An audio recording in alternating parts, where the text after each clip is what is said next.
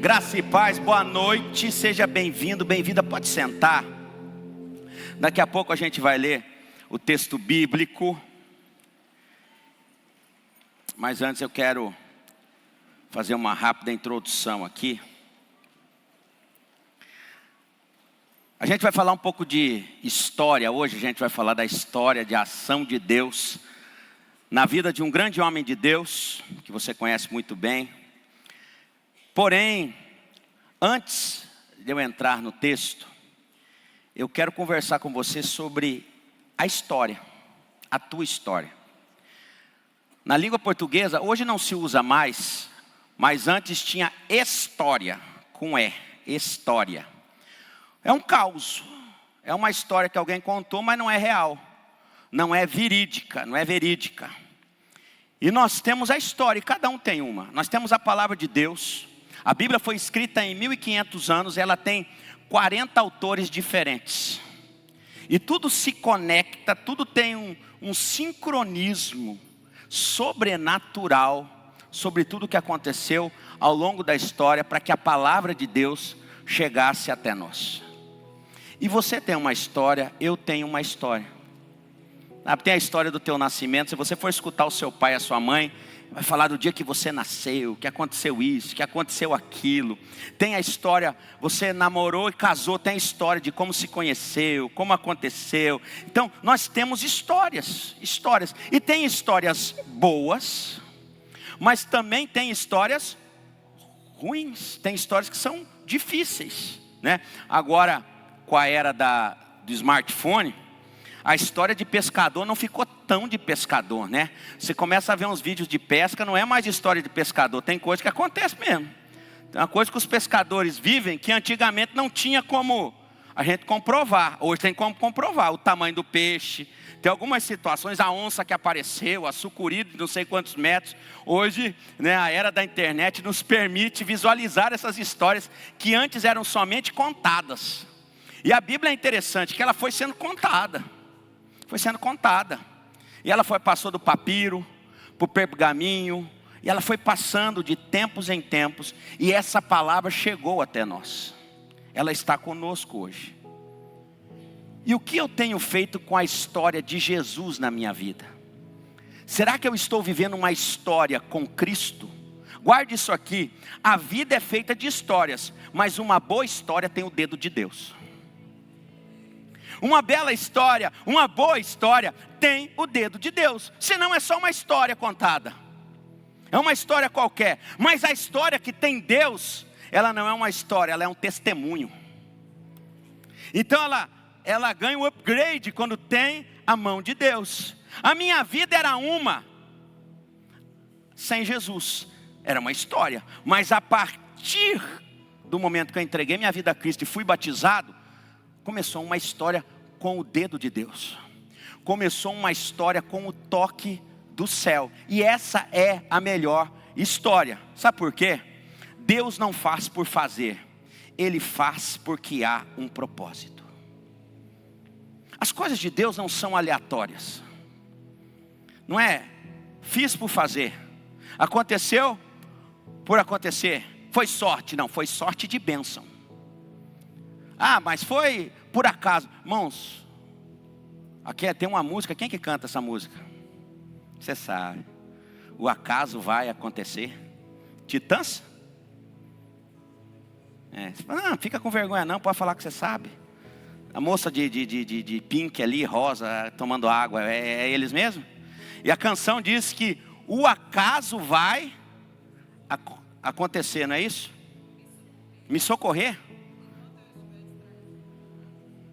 Canta um louvor agora.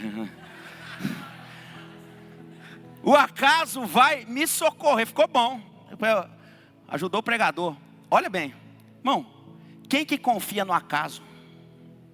Como que o acaso vai me socorrer? Que segurança eu terei no acaso? Não tem como você ter segurança no acaso. A nossa segurança está no Senhor. De onde me virá o socorro? O meu socorro vem do alto. Então, Deus não faz por fazer. Ele faz porque há um propósito. E eu preciso entender qual é o propósito de Deus na minha vida. Para isso, a gente vai refletir na conversão do apóstolo Paulo. Abra a tua Bíblia ou liga aí o teu celular em Atos capítulo 9, versículo número 1. Atos 9, 1. Achou, diga achei. Só de cá que os irmãos acharam. De cá alguém achou? Atos não é difícil não, irmão. Mateus, Marcos, Lucas, João. Atos. E Saulo, respirando ainda ameaças e mortes contra os discípulos do Senhor, dirigiu-se ao sumo sacerdote e pediu-lhes cartas para Damasco, para as sinagogas, a fim de que se encontrasse alguns deste caminho com C maiúsculo, quer homens, quer mulheres, os conduzisse preso a Jerusalém. E indo no caminho, aconteceu que chegando perto de Damasco, subitamente o cercou um resplendor de luz do céu.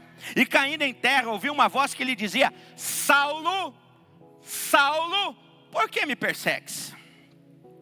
Ele disse: quem é, Senhor? E disse o Senhor: eu sou Jesus, a quem tu persegues. E ele, tremendo, atônito, disse: Senhor, que queres que eu faça? Disse-lhe o Senhor: levanta, entra na cidade, e lá te será dito o que te convém fazer. E os homens que iam com ele pararam espantados, ouvindo a voz, mas não vendo ninguém. E Saulo levantou-se da terra, e abrindo os olhos não via ninguém, e guiando-o pela mão, o conduziram a Damasco. Esteve 3 dias sem ver, não comeu e nem bebeu. E havia em Damasco um certo discípulo chamado Ananias. E disse-lhe o Senhor em visão: Ananias. E ele respondeu: eis-me aqui, Senhor. Disse-lhe o Senhor: levanta-te, vai à rua chamada direita, e pergunta em casa de Judas por um homem de Tarso chamado Saulo, pois eis que ele está orando. E numa visão, ele viu que entrava um homem chamado Ananias e punha sobre ele a mão para que tornasse a ver. Respondeu Ananias: Senhor, há muito ouvi acerca desse homem, quantos males tem feito aos teus santos em Jerusalém. E aqui tem poder dos principais dos sacerdotes para prender a todos os que invocam o teu nome. Disse-lhe, porém, o Senhor: vai, porque este é para mim um vaso escolhido, para levar o meu nome diante dos gentios, dos reis e dos filhos de Israel. E eu lhe mostrarei quanto deve padecer pelo meu nome. E Ananias foi, entrou na casa, impondo-lhe as mãos, disse: irmão Saulo, Senhor Jesus, que te apareceu no caminho por onde vinhas, me enviou para que tornes a ver e sejas cheio do Espírito Santo. E logo lhe caíram dos olhos como que umas escamas, e recuperou a vista, e levantando-se foi batizado. Que Deus possa falar conosco em nome de Jesus. Tem um vídeo, acho que você já viu esse vídeo, mas eu gosto dele, e esse vídeo inspirou essa mensagem. Assista. Tua solução é a igreja, irmão.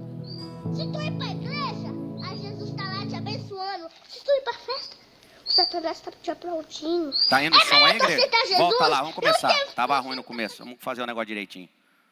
Volta no começo lá, põe o som legal, depois solta. Tua solução é a igreja, irmão. Se tu ir pra igreja, aí Jesus tá lá te abençoando. Se tu ir pra festa, o Satanás tá te aplaudindo. É melhor tu aceitar Jesus e o tempo que você tá fazendo dentro de casa, assistindo novela, assistindo desenho, mas não vai pra igreja. Eu mesmo vou pra igreja todos os dias. Todos os dias. Mas se eu ir pra Maracás, pra Jiquié e dormir lá, eu fico até com saudade. Por quê? Desde pequenininho eu já fui pra igreja. Desde bebezinho, eu já fui pra igreja. Olha que milagre. Agora eu sou baterista da igreja.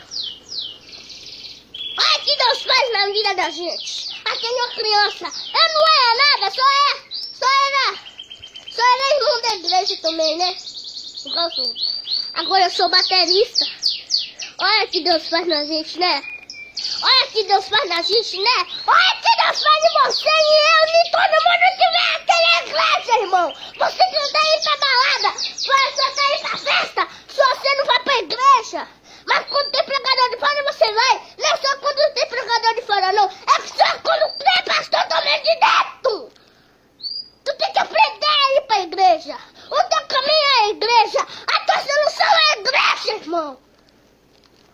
Tu tem que pegar a obra de Deus. E assim eu agradeço minha oportunidade. Ei, o final dele você já entendeu de onde ele é, né? Assim eu agradeço a oportunidade. Ei, eu era só um irmão, agora eu sou um baterista. Eu era só um irmão, agora eu sou um baterista da igreja. Sabe o que me cativa nesse vídeo? A entrega do garotinho. Ele está com o vídeo mal feito, pegando pela metade, não tem cenário, ele armou o microfone, mas ele quer falar de Jesus e dizer qual é o caminho. Eu era só um irmão, há um prazer em dizer que anda com Jesus, há um prazer em dizer que Jesus fez algo na vida dele. Eu era qualquer um, mas agora eu sou um baterista. Sabe, o tema da mensagem de hoje é: olha o que Deus faz. Olha o que Deus faz. Porque a gente costuma olhar a vida pelo viés muito negativo. A gente enaltece a doença que não foi curada, o negócio que não deu certo, os problemas, e esquece daquilo que Deus faz. Que na verdade não existe algo que Deus não faz, existe aquilo que Deus não quis fazer. Porque Deus pode fazer todas as coisas, mas Ele tem coisas que Ele não quer fazer e tem os motivos dEle para não fazer. Só que você não pode olhar para a vida, tipo, isso poderia ter sido assim, poderia ser assado. E por vezes colocamos nos ombros de Deus uma responsabilidade que é nossa. Olha ele falando: ei, eu vou dar um toque aqui, amanhã tem show do Alok, irmão, pelo amor de Deus. É hoje? Já, é só o que falta, sair do culto e ver o Alok, daí é o fim do mundo. Aí nós pode parar com a vida, sabe? Mas nós estamos vivendo um nível de evangelho que tem gente que acha que é normal sair do culto e ver o Alok. A gente acha normal viver uma vida dupla do evangelho. A gente acha normal essas coisas. Um evangelho que perdeu a sua essência, irmãos. E você vê um garotinho, e ele fala: quando eu era pequenininho, parece que ele tem uns 50 anos. Mas ele diz: desde pequenininho. E quando eu vou para outro lugar, eu vou lá para Jequié, eu sinto falta de ir na igreja. Ele tem um coração, irmãos, e nós sabemos que não tem nada a ver com a estrutura, com o prédio, mas o que eu entendo é no coração dele, é lá na igreja que eu tenho comunhão, é lá na igreja que eu aprendo, é lá na igreja que Deus fala comigo. Não é sobre a estrutura. Quando ele está falando de igreja, ele está falando daquilo que Jesus fez na vida dele na igreja. É a mudança que Jesus trouxe para ele. Olha o que Deus faz, irmão. Eu era só um irmão, né? Agora eu sou um baterista. Eu era só um irmão, agora eu sou um pastor. Você já imaginou aquilo que Deus fez e aquilo que Deus pode fazer na sua vida?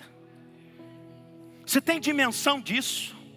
E agora nós chegamos à vida do nosso personagem da noite, Saulo. Algumas pessoas falam que mudou o nome de Saulo para Paulo. Isso não aconteceu, irmãos. Saulo é o nome judeu dele, e Paulo é o nome grego. E Paulo aderiu o nome gentil, por quê? Porque como ele era o apóstolo dos gentios, para a proclamação do evangelho ficava mais fácil usar Paulo, servo de Jesus Cristo. É assim que ele começava as suas cartas. Essa unção da garrafinha é todo culto caindo uma. Entendeu? Olha o que Deus faz. Aí Deus pega o apóstolo Paulo, então somente Saulo, e começa a virar a vida desse homem do avesso. Porque uma vez entregue a minha vida a Cristo, ela nunca mais será a mesma. Quando nós nos entregamos a Jesus, Ele faz uma reviravolta, que tem hora que você não entende mais o que está acontecendo. E é assim que o Senhor faz na vida de Saulo. E a história começa dizendo que ele estava respirando ameaças e morte contra os discípulos. Ele dirigiu-se ao sumo sacerdote e pediu-lhe cartas para Damasco, para as sinagogas, a fim de que encontrasse algum do caminho, algum crente, quer homens, quer mulheres, os conduzisse preso a Jerusalém. Olha como é que estava o coração dele. Você vai ver em Atos capítulo 7, no apedrejamento e na morte de Estevão, o final do texto diz que Saulo, o jovem Saulo consentia a morte de Estevão. Paulo estava lá na morte de Estevão, ele estava revoltado. Agora eu tenho que olhar, eu já conversei algumas vezes com você a respeito do currículo de Paulo. Nós não estamos falando de alguém qualquer, não. Nós estamos falando de um homem poliglota, que falava grego, hebraico e aramaico. Nós estamos falando de um membro do Sinédrio. Nós estamos falando de alguém que portava, devido à sua nascença, a gente pagava para isso, mas ele de nascimento portava cidadania greco-romana. Ele tinha o maior professor do seu tempo, Gamaliel, estudou aos pés de Gamaliel. Paulo era um homem de profundo conhecimento sobre a lei mosaica. E na cabeça dele, perseguir os crentes, prender os crentes, era o quê? Preservar a lei. Ou seja, Paulo era um cara muito bom. Ele tinha muito conhecimento, mas faltava Jesus para ele. E muitos de nós somos assim, somos muito bons naquilo que fazemos. Temos muito conhecimento, temos muitos diplomas, temos muitas honras da terra, mas falta para nós conhecer Jesus. Ou seja, falta tudo. Porque se eu não tenho Jesus, eu não tenho nada. Se eu não tenho Jesus, eu não tenho nada. Então começa aplicando isso no teu coração. Podemos ter convicções equivocadas que nos impedem de ver a realidade. Nós podemos ter várias convicções que vieram ao longo da nossa vida, que são equivocadas. Pode ser que você discute, você milita em situações que são equivocadas e que nos impedem de ver a realidade. E a gente briga, bate, entra em confusão por situações que pode ser que precisa mudar. Pode ser que eu preciso dar um passo atrás e rever o caminho que eu estou tomando. Será que isso é certo? Irmãos, não tem problema nenhum mudar. Poxa, isso aqui acho que não é bem assim. Eu pensando bem, acho que vamos fazer assim. Pensando bem, realmente acho que esse não é o caminho. O que você acha que é certo, pode não ser certo. Tem muita gente achando, não é assim, porque eu acho que é assim, é desse jeito. Irmãos, ninguém é dono da razão. Tem coisas aí dentro de você que precisam mudar. Tem coisa que você acha que é certo, que é errado. Tem coisa que você acha que é top, mas não é top. Tem coisas que você acha que leva para a bênção, mas não está levando você para a bênção. E convicções equivocadas precisam ser mudadas dentro de nós. Eu chego esse ano ao 12º ano de ministério pastoral e várias coisas já mudaram dentro de mim. E não tem problema nenhum. Não tem problema. Alguns conceitos que eu tinha, algumas coisas que eu enraizei no meu coração, que eu ficava turrão naquilo, eu entendi que precisava mudar. Isso não tem nada a ver com a essência do evangelho, com o princípio. Princípio é inegociável. Mas a minha postura, a maneira de eu enxergar a vida, de eu olhar as coisas, de eu tratar certas situações, isso pode mudar. Não tem problema nenhum. Eu não posso ser conivente com o pecado. Isso não se negocia. Mas existem coisas que nós carregamos que precisam de mudança. Carrega algumas coisas dentro de nós. Eu conheço. E o problema é que quanto mais conhecimento a gente tem, mais o nariz empina, mais a soberba vem. Você vê que a ação para a conversão de Paulo foi um negócio diferente. Para ninguém mais aconteceu do jeito que foi com ele. Por quê? Ele era um homem cheio de convicções. Ele era um homem com muito conhecimento. Somente algo realmente surreal convenceria Paulo a mudar a sua mentalidade. E Jesus traz essa mensagem para nós hoje, para dizer que tem coisas em mim e em você que precisam mudar. Tem rotas que precisam ser refeitas. Tem projetos que precisam ser refeitos. Coisas que precisam ser abandonadas. Coisas que precisam ser recomeçadas. E não tem problema nenhum. A vida é assim. Inclusive uma essência do evangelho é recomeço. Com Jesus sempre há oportunidade para um recomeço.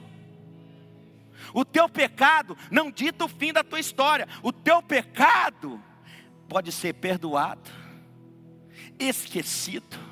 e levar você para uma nova vida com o perdão e com a bênção de Deus. Só que eu preciso entender que aquilo que eu acho que é certo, pode não ser certo. Pode não ser certo. Tem coisas que eu preciso mudar. No casamento é assim. Você tem algumas convicções e durante o casamento você entende, você precisa se dedicar, de lá. Isso faz bem para a família, faz bem para o lar. E não tem problema. E não é vergonhoso repensar algumas coisas.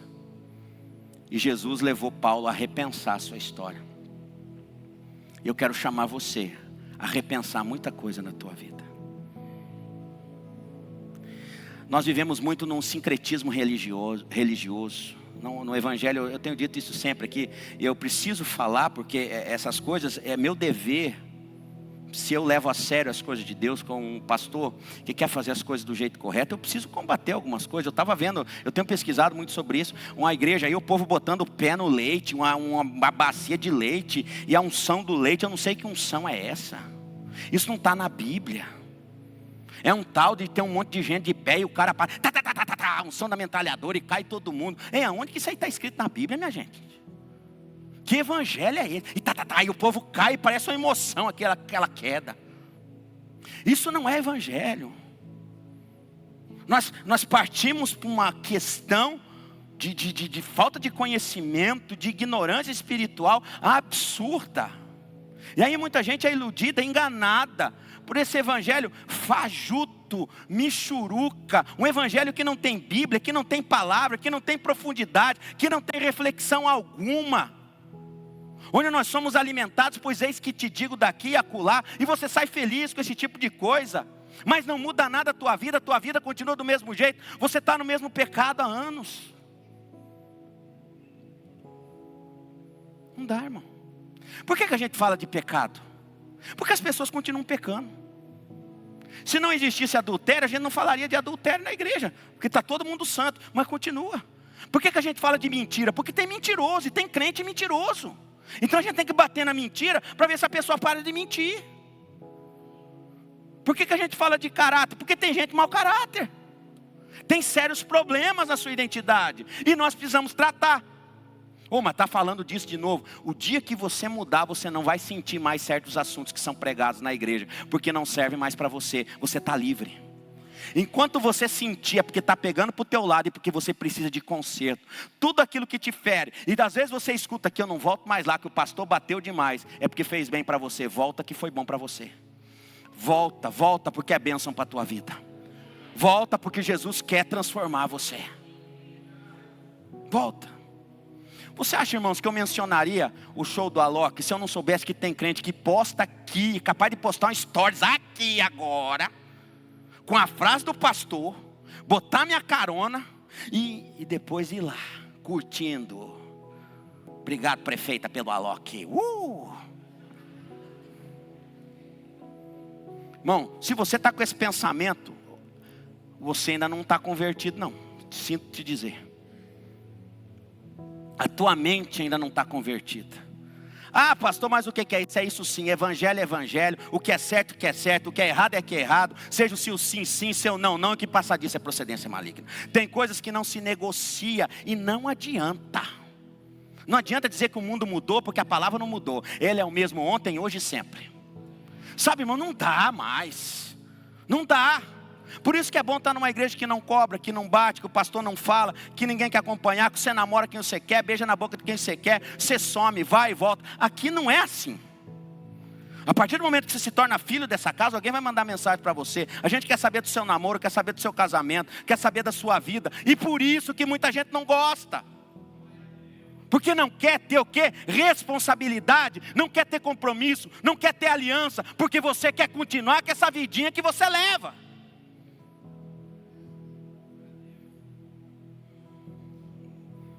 Vocês estão meio assustados, né? Às 9 e às 5 eu não preguei assim. Parece que é exclusivo. Olha como Deus é bom. Mensagem personalizada. Mas é isso, gente. O que você acha que é certo pode não ser certo. E vamos mudar. e está tudo bem. Jesus te perdoa. É como você vir tomar a ceia e você diz, não vou tomar a ceia. Eu falo isso para vocês. A pessoa, não vou tomar a ceia porque parece até um santo. Eu não tomo ceia porque eu estou em pecado. Não é mais fácil pedir perdão, tomar a ceia e mudar de vida, não é não? É mais fácil eu dizer assim, não tomo porque eu tenho temor. Que temor, irmão? Se você tivesse temor, você não pecava, você não tem temor nenhum. Se tem temor, você fala assim, eu confesso agora os meus pecados, vou tomar a ceia e vou ter uma nova vida. Que temor é esse, irmão? Isso aí é uma falsa religiosidade. Está mais para religiosidade do que para santidade, do que temor. Não confunda. Esses são erros crassos que nós temos na nossa teologia, porque nós carregamos lá de trás doutrinas atravessadas do Evangelho. E a gente se perde em texto isolado, se perde sem profundidade, sem entender a linguagem subliminar do texto, sem fazer uma exegese do texto. Tem muita gente que está perdida biblicamente. Mas se você ficar aqui firme, você vai aprender, você vai ter uma nova história. Olha o que Deus faz. Assim vai ser a mensagem. A gente vai falar o que Deus faz e embaixo a gente vai falar alguma coisa. Olha isso aqui. Olha o que Deus faz. Ele estava indo no caminho. Aconteceu que chegando perto de Damasco, subitamente o cercou um resplendor de luz do céu. Olha o que Deus faz. Ele se manifesta. Houve uma manifestação de Deus, assim como foi com Moisés na sarça ardente. O Senhor aparece, Ele é o Pai das luzes. A luz vem.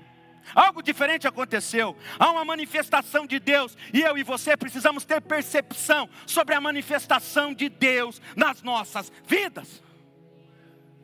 Deus se manifesta. Deus se manifesta quando você está dirigindo. Deus se manifesta a hora que você está dormindo. Deus se manifesta no trabalho. Irmão, Deus não se manifesta só em culto, não. Porque parece que a gente é espiritual só no culto. Parece que agora é o meu momento espiritual. Ei, presta atenção. Pietro, presta atenção.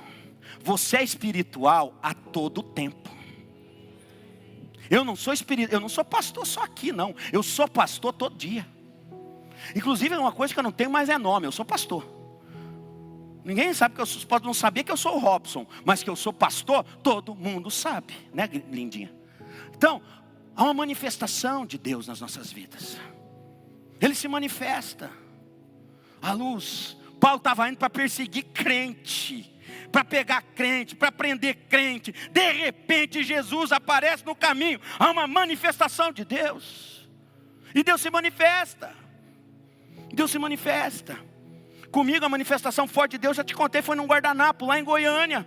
13/6/2001, eu fui lanchar e estava lá no guardanapo. O Senhor te ungiu para pregar as boas novas aos quebrantados de coração.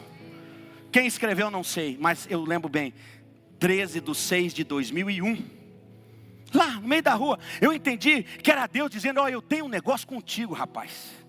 Eu tenho um chamado para você. Deus pode manifestar assim, numa coisa simples. Inclusive uma coisa que nós não temos percepção é que Deus se manifesta em coisas simples. Parece que tem que acontecer uma cura, uma coisa assim surreal. Não, irmão. Deus é Deus. Na folhinha que cai tem Deus. Em coisas pequenas tem Deus. Num gesto, num abraço, num cuidado, numa palavra eu te amo, tem Deus. E a gente precisa ter essa percepção, a manifestação de Deus. Aqui eu falo que é bem personalizado, porque eu já falei sobre Paulo. Não era alguém simples, era alguém que Deus queria usar, mas precisava de uma ação poderosa para esse homem entender o que seria feito na vida dele. Então, olha o que Deus faz, Ele se manifesta. Mas olha o que Deus faz. Diz que ele caiu em terra, ouviu uma voz que lhe dizia, Saulo, Saulo, por que me persegues? Ele disse, quem és, Senhor? E disse o Senhor, eu sou Jesus, a quem tu persegues. Olha o que Deus faz, Ele fala. O nosso Deus não é mudo. O nosso Deus tem boca. O nosso Deus fala. E Ele falou, Saulo, Saulo, por que me persegues? Aí Saulo responde, quem és tu, Senhor? E ele se apresenta, eu sou Jesus, quem você persegue. Uau! Você está escutando Deus? Você está ouvindo a voz de Deus? Deus tem falado com você? Ah, pastor, mas só fala com o apóstolo, o profeta, o querubim. Não, irmão. Deus fala com gente comum. Eu era só um irmão da igreja. Agora eu sou um baterista. Deus fala com os bateristas. Cadê o Pedro? Deus fala com o baterista, Pedro. Você entendeu? Deus fala. Toda vez que você vem num culto aqui, Deus está falando. Agora, uma coisa é eu aplicar aquilo que eu escuto de Deus. Porque tem coisa que é assim. Deus falou, mas não é para mim não. Ele serve para o outro, para mim não serve. É para a vida dela, mas não para a minha vida. Deus está falando, irmãos. Ele continua falando. O Deus que falou na sarça com Moisés, o Deus que falou no caminho de Damasco com Paulo, é o Deus que está falando hoje comigo e contigo. O Deus que mandou Noé construir uma arca é o Deus que está falando comigo e com você. O Deus que chamou Davi é o mesmo Deus que chama eu e você. Ele continua falando. Ele está falando, Ele está mandando sinais aí acontecendo no mundo todo. Ele fala. Ele deixou uma palavra que fala para nós todos os dias. Se você abrir a Bíblia, tem uma palavra de Deus para você. Tem algo de Deus no seu coração. Inclusive, como está a sua leitura bíblica? Nós estamos em Jó agora, hein? Como é que está a tua leitura bíblica? Ah, mas eu queria ouvir Deus. Leia a Bíblia. Você vai ouvir Deus. Abra os teus ouvidos. Abra os teus ouvidos espirituais para ouvir Deus.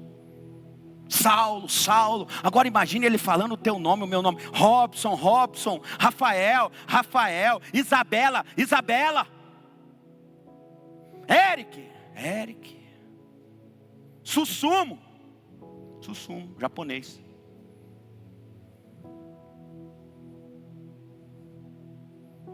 Dulcinária, Dulcinária. Ele fala. Brian, Brian. Ele fala. Gaspar, Gaspar. Ele fala. Você está ouvindo? Jaqueline, Jaqueline. Lídia, Lídia. Jéssica, Jéssica. Francisley. Cíntia. Luciane, a cabeleireira. Érica. Isadora, Ari. Esses dias tinha um amigo meu, viu uma pregação nossa no YouTube, falou, não acredito, você sabe o nome do povo todinho, você fica falando na pregação. Foi no mínimo, o pastor tem que conhecer, eu não conheço todo mundo não, mas um bocado eu tento saber. Deus fala. E a ovelha escuta a voz do pastor. A ovelha escuta a voz do pastor. E a história é linda, a história continua. Aí, caindo, melhor, e ele tremendo, atônito, ele disse, Senhor, o que queres que eu faça? Disse-lhe o Senhor, levanta, entra na cidade e lá te será dito o que te convém fazer. Olha o que Deus faz, Ele toma a direção da tua vida e muda o teu destino. E ele estava todo cheio de si, pegou carta com o sumo sacerdote e falou, agora eu vou prender os crentes. No meio do caminho, Jesus aparece, ele já não tem mais nem visão. Senhor, o que o Senhor quer que você faça? Você levanta, entra na cidade e lá vão te dizer o que convém fazer. Deus nem deu endereço para ele, não. É assim que Deus faz. Ele toma a direção da tua vida. Ei, enquanto você estiver num comando, não dá certo. Entrega o comando para Jesus. Você não tem condições de conduzir a tua vida não, irmão. Quem conduz a tua vida é Jesus. Da minha vida sei eu. Sabe nada.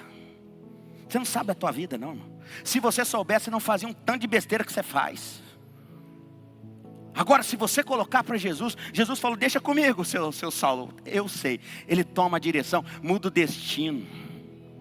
Agora ia começar virar a vida desse Saulo do avesso. Jesus faz assim. Ele toma a vida da gente, ele muda o destino, coisa que você nunca pensava. Eu nunca pensei em ser pastor, estou aqui pastor. Não é planejamento meu, é planejamento do céu. É coisa que não está na tua agenda, mas está na agenda dele.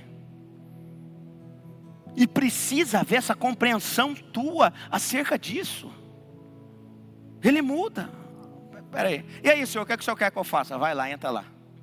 Deus nem dá muito detalhe. Tem coisa, e Deus não é de dar detalhe, não. Você pode ver. Todo mundo que Deus chamou, ele fala vai.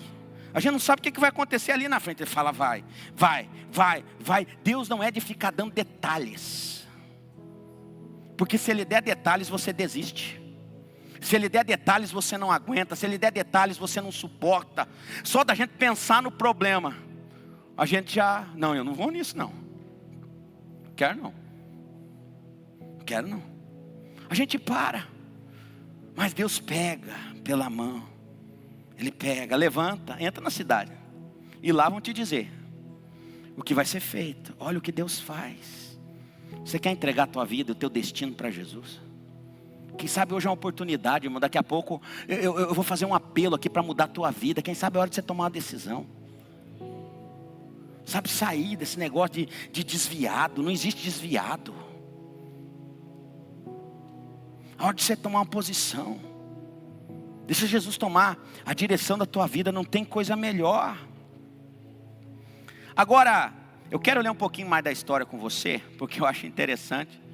Porque aí o Senhor chama Ananias. Versículo 11. O Senhor, no versículo 10. Havia um discípulo chamado Ananias. Disse o Senhor a Ananias. E ele respondeu: eis-me aqui, Senhor.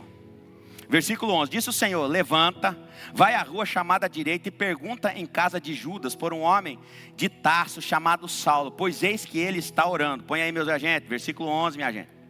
12 agora. E numa visão, viu que entrava um homem chamado Ananias, punha sobre ele a mão para que tornasse a ver. Respondeu Ananias: Senhor, há muitos ouvi acerca desse homem, quantos males tem feito aos teus santos, e tem poder dos principais sacerdotes para prender todos os que invocam o teu nome. Olha a situação, olha a fama que tinha Saulo, olha a fama dele. Quando o Senhor falou: Ananias, vai lá orar com ele, Ananias falou assim: ô Senhor, tipo assim, esse homem aí não é fácil não.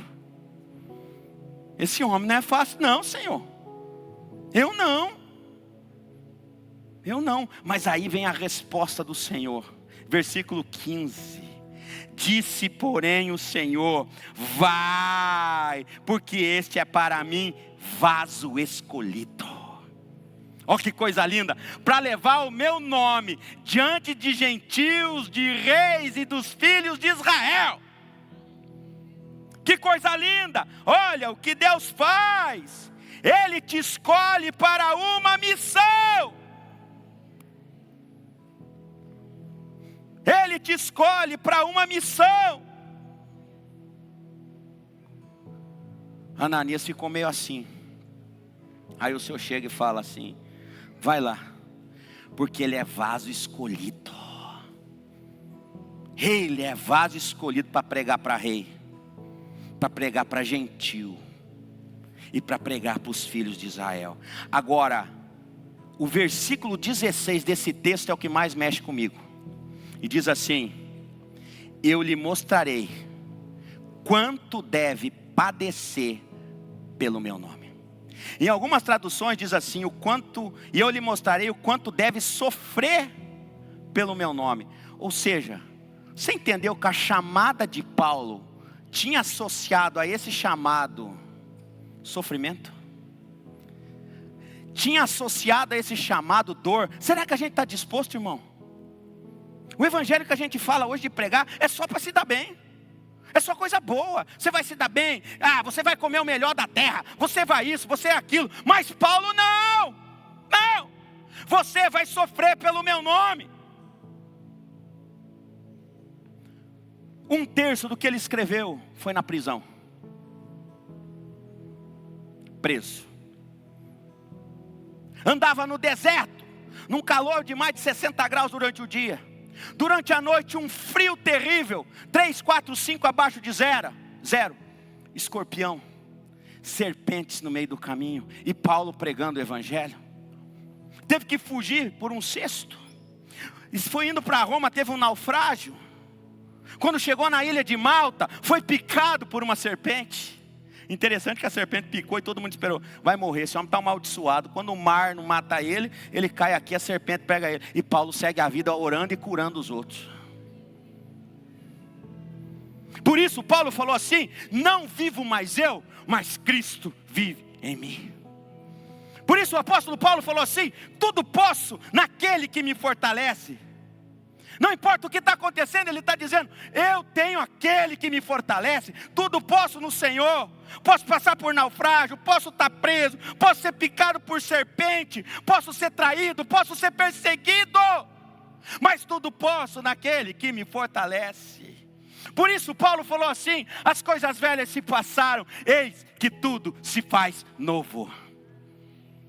Acabou a velha vida, eu não sou mais aquele que persegue crente, agora eu sou um perseguido pelo evangelho.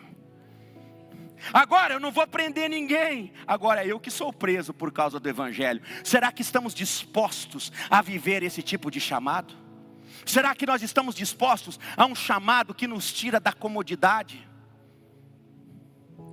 Que nos tira do bem-estar? Será que estamos dispostos a uma vida com Deus que tira a nossa rotina? Mexe com a gente, irmãos.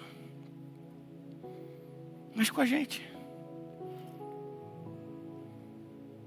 Às vezes você olha e fala assim, não, porque ele é o pastor, então ele tem que estar lá. Mas você pode escolher o culto que está aqui. Se você não vier, você não veio. Eu estou domingo após domingo aqui, nos 3 cultos.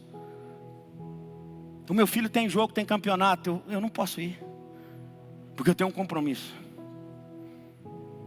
Eu tenho uma responsabilidade.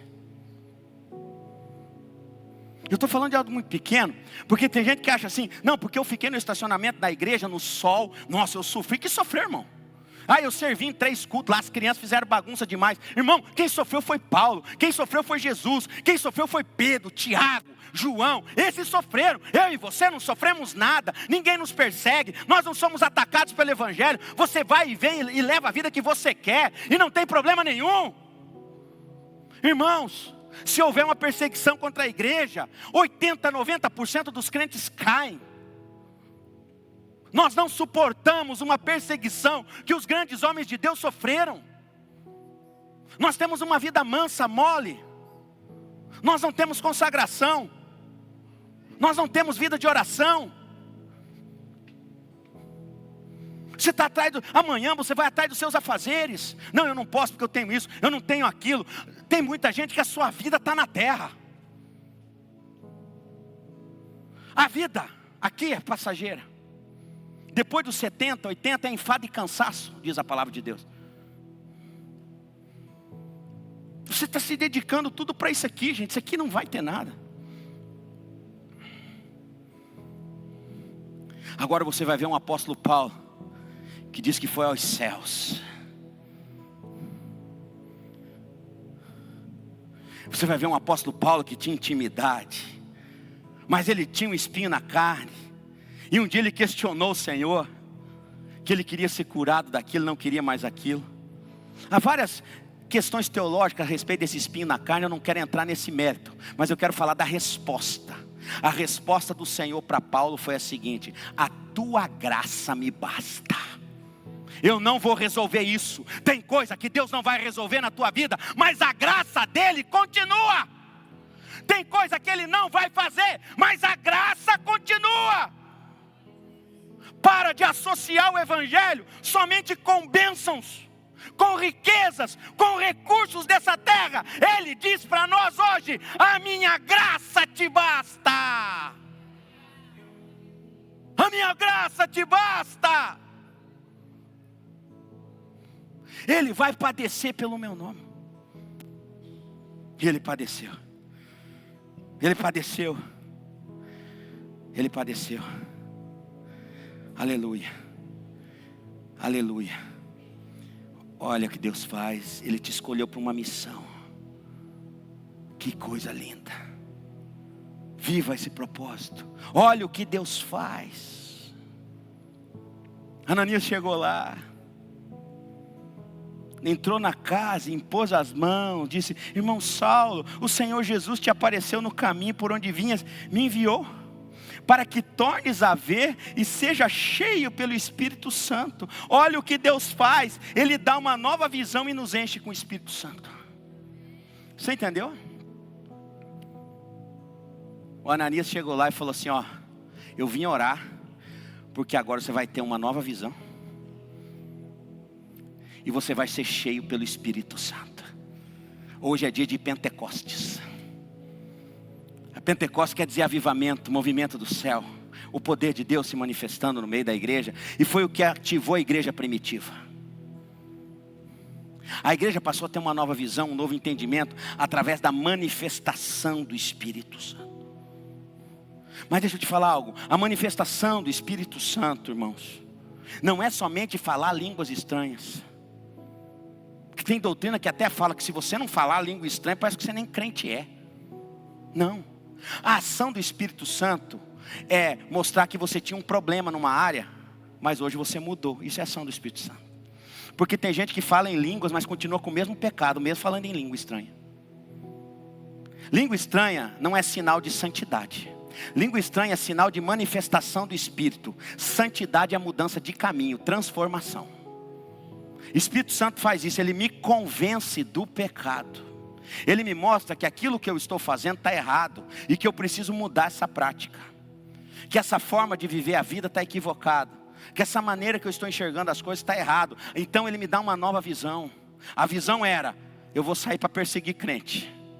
A nova visão é: agora eu vou ser um missionário e vou abrir igreja. Foi assim que aconteceu. Foi assim que Deus faz. Foi assim que Deus fez e é assim que Deus faz. Deixa Deus te dar uma visão nova. Deixa o Senhor te encher com o Espírito Santo, irmãos. Dê lugar para o Espírito Santo encher você. Você não pode ser uma pessoa vazia. Não pode ser um crente vazio. Tem um monte de crente vazio. Você não encontra nada. Você vai procurar, cadê? Vazio. Não tem nada para oferecer. Você vai sentar para conversar, umas conversinhas rasas, umas coisas que não muda nada, que não acrescenta nada. Porque quem é cheio do Espírito, a mente dele é diferente. O vocabulário é diferente. E o vocabulário, né? Glória a Deus e aleluia, não é isso que eu estou falando. É vocabulário do reino. Paulo era diferente. Por que Deus, Deus não podia ter colocado Pedro para fazer o que Paulo fez? Não. Por quê? Porque haviam prerrogativas em Paulo que não havia em Pedro. Pedro era um homem rude. Pedro era um homem grosseiro. Pedro não tinha o mesmo nível intelectual e teológico que Paulo tinha. Deus sabe colocar cada um no seu lugar. Deus encaixa certinho. Não tinha como.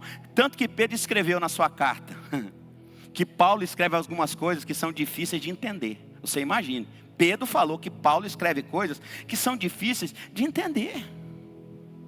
Você imagina, irmãos, se não tivesse acontecido a conversão de Paulo, nós perderíamos grande parte do Novo Testamento. Cadê as cartas? Aos romanos, à igreja de Corinto, à igreja em Éfeso, aos Gálatas, aos Colossenses, aos Tessalonicenses, aos Filipenses. Nós ia perder tudo isso de Bíblia. Tudo isso. Quem poderia escrever algo como ele? Paulo tinha uma perspicácia de liderança extraordinária. Mas não esqueça de uma coisa. Deus usou Paulo tremendamente. Mas ele apareceu no caminho, mandou ele para entrar na cidade e usou um homem para abençoar ele. Entenda que pessoas abençoam pessoas. Ele não falou assim: vai Paulo e cumpra a tua missão. Não, Ananias vai lá orar com ele. Outra coisa, ele não exerceu seu ministério Barnabé, antes de que Barnabé pegou Paulo, apresentou ele diante do colégio apostólico, e com a bênção de Pedro, Tiago e João, aí sim começou o ministério de Paulo. Esse negócio que Deus mandou ir, que Deus mandou fazer, que eu não preciso de cobertura, precisa de oração, precisa de envio, precisa de bênção, precisa de alguém sobre a sua vida. Está na palavra. Somente com o aval dos apóstolos, Paulo começou a sua missão. E assim é a vida cristã, assim é o evangelho. Quem está cheio do Espírito Santo, tem uma nova visão, deve entender esse tipo de coisa. São coisas básicas do evangelho. Nós precisamos entender sobre isso. Aleluia. Você está recebendo aí? Eita Jesus. Diz o versículo 18: e logo lhe caíram dos olhos como umas escamas, e recuperou a vista, e levantando-se foi batizado. Olha o que Deus faz. Ele tira a cegueira espiritual. Olha bem, quando ele orou, caíram escamas dos olhos. Isso aqui é uma metáfora sobre uma cegueira espiritual, sobre bloqueio espiritual que Paulo tinha. Então, caíram as escamas, e interessante que ele foi batizado. Você entendeu que houve um fundamento aqui de salvação, princípio de salvação. Ele recebeu a oração, a direção, e imediatamente ele foi batizado. E aí quando você vê em Atos capítulo 16, Paulo e Silas estão aonde? Na prisão. De repente eles começaram a cantar, adorar a Deus na prisão. A palavra diz que as cadeias se abriram. E o carcereiro ia se matar. Paulo falou: não precisa você fazer isso não. Aí eles foram na casa do carcereiro. E no versículo 31, aí diz assim que o carcereiro perguntou: o que é que eu faço para ser salvo?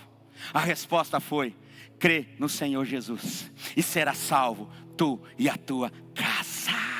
O versículo seguinte diz que toda a família do carcereiro foi batizada. Aquilo que aconteceu com ele lá atrás, agora ele estava fazendo na vida de outros. Assim é o evangelho: eu recebo e passo para frente. De graça recebeste, de graça dai. Esse é o evangelho. Só que tem que sair a cegueira espiritual. E não esqueça que ele esteve 3 dias sem comer e sem beber. O texto bíblico diz. Foram 3 dias. Consagração, irmãos. Consagração. Hoje eu estou no 21º dia de um jejum, onde eu estou comendo somente frutas, legumes e ovos. Ontem eu falei: Jesus, não é pecado, eu sei que não é pecado, mas eu vou quebrar esse jejum. Eu não estou aguentando. O meu filho chegou com um sanduíche. Cara, eu olhei para aquele sanduíche. Eu estou dando água na boca aqui. Eu não aguento mais ver ovo. Ovo mexido, ovo frito, ovo cozido. Aí eu olhei aquilo e falei: não, mas eu não posso. Aí eu fui, peguei uma castanha e comi uma castanha. Irmãos, vida de consagração, ela não é fácil. Se a gente não se abastecer, não se preparar. Você viu que Deus chamou Paulo, mas Paulo ficou 3 dias sem comer, sem beber. Houve uma intercessão pela vida dele. Caíram as escamas dos olhos dele. Ou seja, ganhou uma nova visão. Aquela visão antiga ficou. E o que aconteceu agora? Ele ia seguir para a sua missão depois do batismo. Não adianta, você tem que se separar, irmão. Jesus, antes de começar o ministério, foi 40 dias e 40 noites sem comer, sem beber. Você vai ver que Davi se consagrava ao Senhor. Você vai ver que Daniel se consagrou para uma grande missão. Eu preguei aqui quarta-feira sobre Esther e Mordecai. Houve uma consagração do povo judeu de jejum e oração, para que ela pudesse falar com o rei. A vida no evangelho é assim. Neemias, quando foi reconstruir os muros em Jerusalém, jejum. A vida cristã passa pelo jejum. A vida cristã passa por consagração. Inclusive um pecado. Você sabia de uma coisa? Que a glutonaria é tão séria quanto o adultério. A gente costuma falar de certos pecados aí, mas crente com milão está pecando. Você come. Nós pegamos até uma fama, que isso é o diabo que lançou. Que crente não bebe bebida, a gente bebe, mas não bebe bebida alcoólica. Pelo menos, né, não devia, mas, porém, todavia deixa para lá isso. Né? Aí, não bebe, mas come pra caramba. Tem buffet, irmão, que quando sabe que é festa de crente, ele aumenta o preço. É verdade.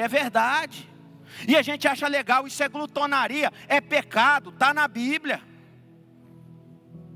A gente acha que tem um pecado, não. A gente precisa mudar algumas coisas dentro de nós, tirar cegueira espiritual. Isso aconteceu com a vida do apóstolo Paulo. Por isso que não importa o que acontecia, ele disse assim: eu prossigo para o alvo, pelo prêmio da soberana vocação em Cristo Jesus. Eu estou preso, prossigo para o alvo. A cobra me picou, prossigo para o alvo. Eu estou doente, prossigo para o alvo. Eu estou com problema, prossigo para o alvo. Ah, não sei o que, prossigo para o alvo. Estou sem dinheiro, prossigo para o alvo. Estou desempregado, prossigo para o alvo. Estou andando a pé, prossigo para o alvo. Estou andando de ônibus, prossigo para o alvo. Pago aluguel, prossigo para o alvo. Tenho casa própria, prossigo para o alvo. Você não pode parar. Precisa tirar a cegueira. A cegueira. Abrir, descortinar para uma nova vida. Jesus está nos chamando hoje para isso. Jesus está nos convocando hoje para isso. Para um novo tempo, irmão. Para uma nova história. Para uma nova vida. Se consagra. Irmão, quando eu conto aqui que eu estou fazendo jejum, sabe por que eu conto? Porque eu sou pastor. Eu sou pai espiritual da casa. Porque você acha que para vir pregar aqui toda semana aparece um anjo escrevendo sermão para mim? Não. Tem que ter consagração, tem que ter oração. Ontem eu ia dormir, já era 1h da manhã mais ou menos, apareceu uma bucha, eu e Fabiana fomos resolver uma bucha. Eu me equilibrei, falei: Jesus, eu estou em jejum, eu estou sentindo que o cão quer me atentar. E eu não posso perder, que amanhã eu tenho 3 cultos e o Senhor vai fazer coisas lindas lá. Eu preciso estar bem, não deixe isso entrar no meu coração. E o jejum ajuda a gente a se preservar. O jejum ajuda você a perceber algumas coisas. Nós precisamos ter cultura do jejum e eu quero aplicar isso na igreja. Toda quinta que tem o dia do jejum, e eu quero que nós tenhamos uma vida de jejum, e em breve eu vou lançar isso para todo mundo comigo nesse jejum. E ore por mim que falta uma semana para eu terminar. A última semana, irmãos, aleluias. Falta uma semana. Eu estou me preparando, irmãos. Sabe, porque quando Deus te coloca num novo nível, na outra semana a gente está viajando. Na terça-feira, na segunda-feira da outra semana. E Deus está nos honrando, colocando a gente numa posição de honra para pregar numa das maiores igrejas do Brasil, se não a mais relevante hoje do Brasil. Nós vamos pregar para 5.000 líderes do Brasil e do mundo. Tem pregadores internacionais e nós estamos lá do aleluia. A gente vai contar uma benção até escurece tudo. E a gente vai estar lá. Olha lá, aqui o povo é rápido. E a gente vai estar lá pela graça de Deus. Eu não sei nem se a gente está lá porque Jesus quer, porque não tinha nem, só Jesus. E no mínimo que eu tenho que fazer é me preparar para esse momento. Toda vez que Deus quer promover algo na tua vida, você precisa se consagrar e se preparar para isso. Porque depois que o negócio aperta mais, porque o mundo espiritual começa a te ver de outro nível. A gente vai estar lá. Nós estaremos juntos lá. É uma honra para a nossa igreja, é uma honra para o nosso estado isso aqui. Só que não é sobre glamour, é sobre chamado. O evangelho hoje é muito mais glamour. Eu tenho um nome numa arte, eu tenho um dom para... sabe, se tornou glamour, irmão. Aqui é hora de ter temor. É hora da gente ter princípio. É hora da gente ouvir a voz de Deus e não dar passos fora daquilo que é o propósito para a nossa vida. Deus faz. Diga, Deus faz. Deus faz. Mas aí eu faço uma pergunta para você. Deus faz, você permite?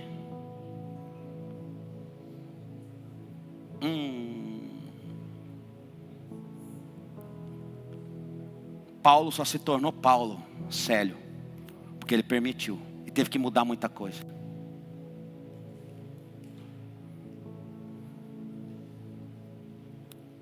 Que Paulo podia dizer, não quero não. Não quero não. Moisés, não quero não.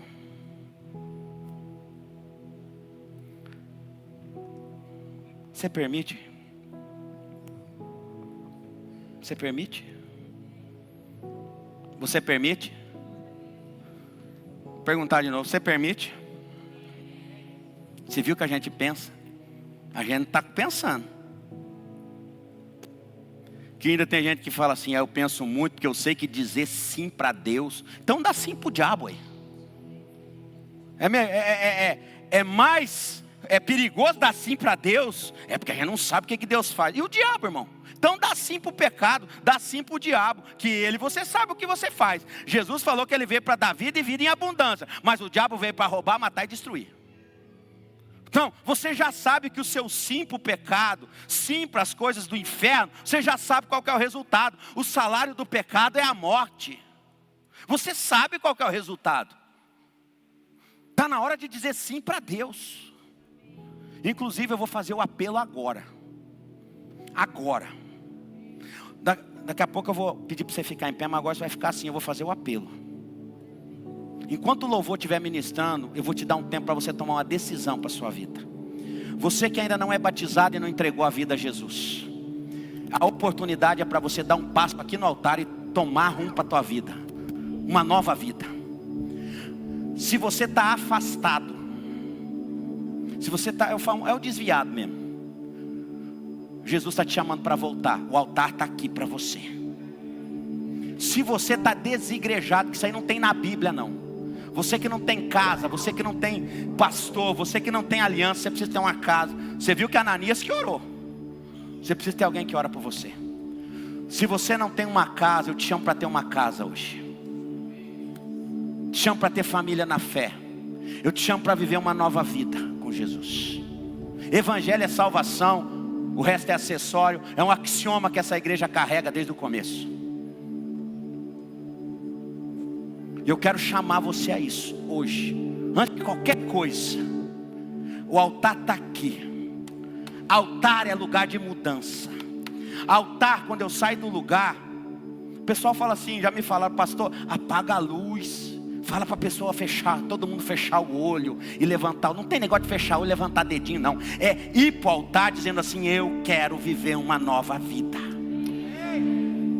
Eu quero viver uma nova história. Eu não quero mais ficar do jeito que eu estou. Essa atitude é uma atitude profética, de se movimentar e sair de onde está para dizer, eu quero viver uma nova vida. Eu quero viver uma nova história. Eu não quero mais continuar do jeito que estou. E eu chamo você hoje para uma decisão. Para viver uma nova história com Jesus. Para viver um novo tempo com o Senhor. Se você não é batizado, Paulo foi batizado. Jesus inclusive foi batizado. O altar está aqui para você tomar uma decisão de entrega a Jesus. Se você está afastado, evangelho é reconciliação. Sai do seu lugar e volta a ter relacionamento com Jesus. Se você está desigrejado, eu não quero saber se outro pastor te magoou, se na outra igreja, eu não quero saber, eu quero chamar você para uma vida nova. Inclusive já sabe que eu tenho defeito também. O altar está aqui para você. Eu convido você, e tem muita gente aqui, esse culto do Espírito Santo tá, nos outros não foi tanto, mas aqui nesse eu estou sendo mais incisivo. Saia do seu lugar e vá para o altar viver uma nova história.